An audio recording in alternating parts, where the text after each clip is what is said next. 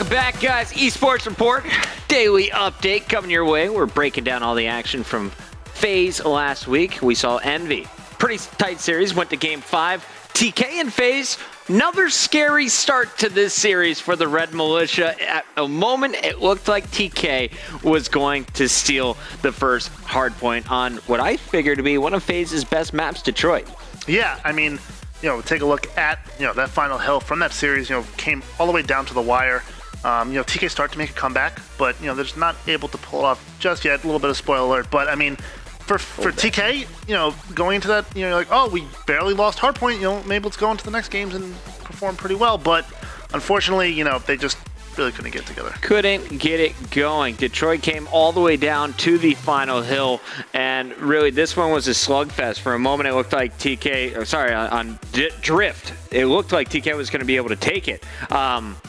But then you see FaZe shut the door on him. Let's take a look at some of that action. Also looking through the rest of this series.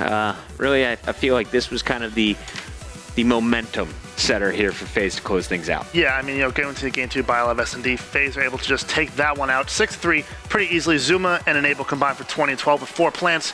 Great numbers out of him. They got those two players, and then, Game 3 Parliament uplink. FaZe just won 6-2. Clay puts up 34 kills. Enable leads with 4 caps. Typical day at the office for FaZe. We'll take a look at the series MVP. That's going to go to Ian Enable Wyatt, the man himself. 1.43 KD, a 1.69 hardpoint KD, and then a 1.10 uplink KD against TK. That's just against TK. Those numbers are absolutely ridiculous. Yeah, and apologies, guys. That clip is unavailable. We'll make sure it's up on our YouTube channel, youtube.com/MLGCOD. 2 points in a hardpoint. Ridiculous there.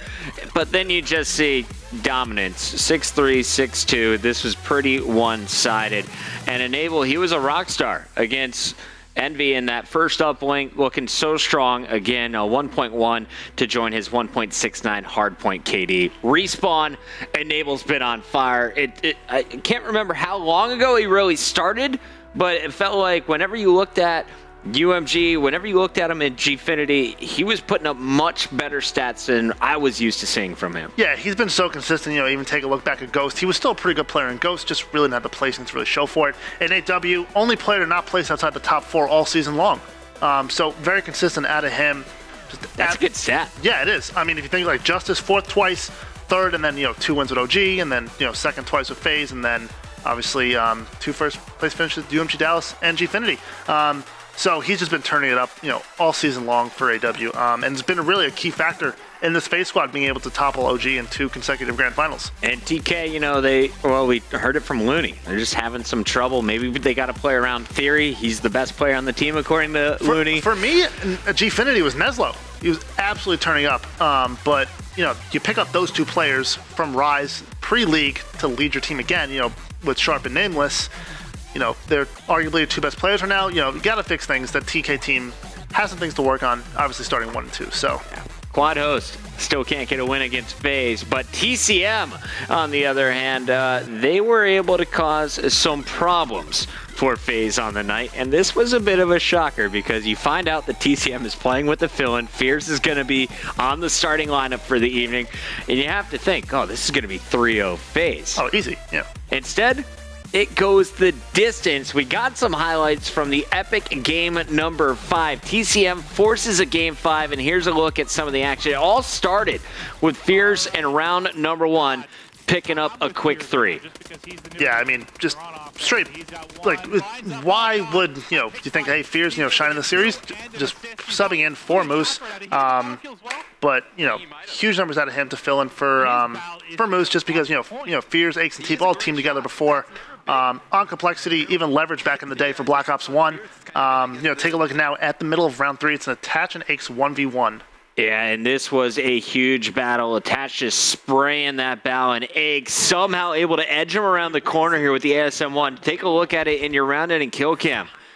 Egg's just taking care of business, picks up 2 kills in that round to give them the 2-1 lead. It all continued just a few moments later. Round 8, you look at your scoreboard, still very tight. And this, again, you're going to see a very nice offensive round by FaZe. Enable saves the bomb from being defused in the 1v3 scenario. And just watch as this one plays out. You got 20 seconds left, all planted at A. Here comes the hero. Toying with him inside three-story building. It's going to be Enable, last one alive. Going to take out Teep on bomb. Can he get away? Enable. And then they don't have time. Just great heads-up play, really, from Enable there. So good. Not once. He does it twice. How does TCM let this happen? It might just be communication errors, figuring things out in the final, Game 5, obviously, go the distance, but, they're playing with fears for the first time. But, yeah, heads-up play from Enable there, in a tough 1v3 situation, able to get the bomb diffuser and win the round. Going into round 10, though, TCM's down 4-5 against FaZe. You're trying to force that round 11 bucket. And you know what, Max? I'm just going to lay out. Let's crank up our casters here and watch how the end of this game finished. Everybody playing pretty passive for FaZe as well. Clay with the sniper rifle pushing up down the A street. Sees one up top. Can he get Teep? Not able to connect with those shots.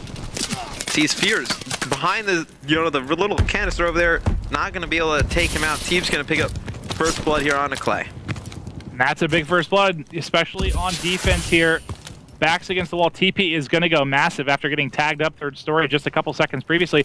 And this is like against FaZe's game plan. They like to play so in your face, so aggressive. Now they're playing it slow and they're just running out of time. They're getting picked away one by one. You saw TP get one, Fears gets another. Are they going to go for the bomb plan on B? You kind of have to if you're Enable. Enable says screw it. He's just going to get forward right now. And I don't even think he was really trying to get kills. They want to have offense. He gets taken out right away. So it's going to be round 11 here in Game 5. FaZe versus TCM. That was smart. TCM complete the upset. That was smart. You don't want to get any points. He doesn't go for the... I mean, he didn't go for the bomb plan on purpose, obviously. Just kind of goes forward. Doesn't even look like he's really trying to win any gunfights there. Just make sure that they're going to have offense on this round. Now we'll have to see. I believe it should be FaZe. And it's going to be FaZe. Yeah, so that's why you're going to see. Did he have an opportunity there to plant the bomb in a 1v4? Yes, but there's no point. You're not going to win that scenario. Right. Really, ever. Yeah, but now more aggressive. Looks like they're going to be more aggressive. I was just going to say that. Enable's going to get right on a bomb. Can he plant it? It's going to be Teep with the first blood on Zuma. That's big. A nade going to land right next to Enable. Oh my God, how's Enable alive? Not going to be able to get out. It's going to be Clay and attached to the last two alive for FaZe. Attached with the sniper rifle. They're going to be pushing him pretty hard. Clay's going to get one. Just sticking it. It's Aches. So no, he hasn't stuck it yet. I thought maybe he was. Oh, he's able to pick him off there. I thought it was through the wall, but he must have had his arm sticking out. Aches is on it, watching to see if he's going to be able to get it. They're coming forward. Clay, he has to pick up this kill and somehow stop him. The defuse is in. Round 11 is going to go to TCM, and they've just upset FaZe. Wow. Biggest surprise of the night right there. TCM down 4-5, brings it to round 11 and is able to close it out over the top squad in Call of Duty right now. Fluke, or do you think TCM is now looking more comfortable with Fears back alongside Aches? I mean, not looking at Gfinity, take a look at Dallas 2 events ago. They looked so good in S&D. That was their really silver lining. That's what really secured them their 5th place finish in the money against Envy in that constellation match. But, that final, that round 11, take a look at it, Teep gets a nice first blood on Zuma with a grenade, and then Enable obviously gets the bomb down, but then gets killed. And then it's a 2-on-4 situation. You get the bomb down, great, but you don't have numbers. Attached kind of tunnel visions on that one player, bottom AC. Yeah, I think it's picked up from a nice angle by Aches. I'm not going to call it a fluke, but I don't know if it would happen again. I don't think it would go, it's not a fluke, but it probably won't happen again, he said. But unfortunately, the bright start was, well, a flash in the pan. You can see the finish here. 1-3 against Envy, and then Team Kaliber, another Game 5. It goes the distance, but this time TK comes out on top. The bright side of things, we spotlighted Jerd here. Max, why did you pick out this man to look at his numbers? I mean, take a look at his numbers against FaZe in the only victory of the night, and then the 2 losses. His numbers are actually even better in the losses. When you look at his hardpoint and his S&D KD, he just showed up for this team. Obviously, they're playing with Fear subbing in for Moose, so the chemistry is not 100%. But to show that your aggressive SMG is putting up numbers, all night long is a silver lining, in my opinion. Jerd has been kind of an X factor for this team. Been performing since this team came together, honestly. Yeah. So, who knows if Fears stays on the team, if he's a permanent or whatever that fill-in I like the addition of Fears. I like the bow, because now you have Aches, you have Keep Me Comfortable, you have a strong enough bow to give you that support that Jerd needed. So TCM, I mean, you look at their losses on their night. they win the search and destroy against Envy, the only game. They lose the respawns there.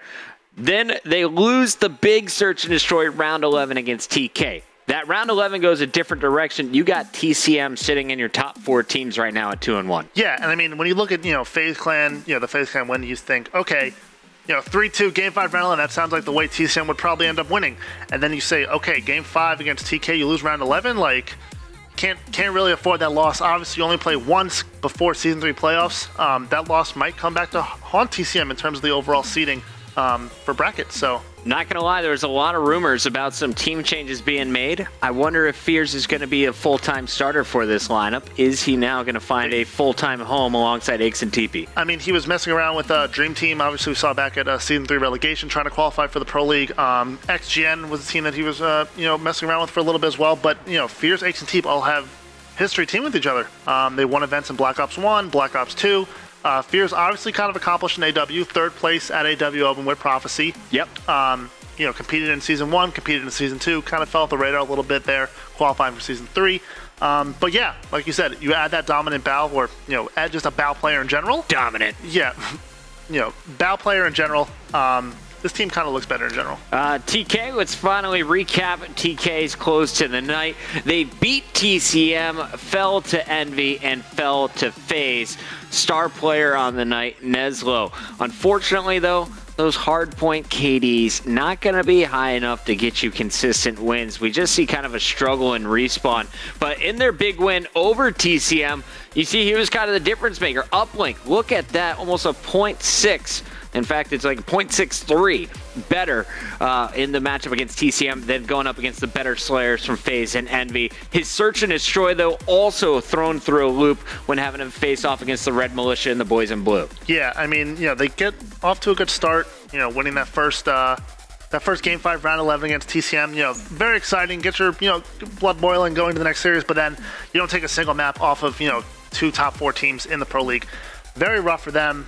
Beating TCM was good, but, kind of, same thing. TK always starting off to slow starts. Right. All right, guys. So there you have it. Good night for Envy. They go up 2-1. TCM steals a big win against FaZe, so we still don't have anyone sitting at 3-0. We're going to a quick commercial break. When we come back, though, real quickly, we'll break down what we'll see from the Green Wall. We'll watch all 3 matches from them tonight, as well as give you our caster predictions.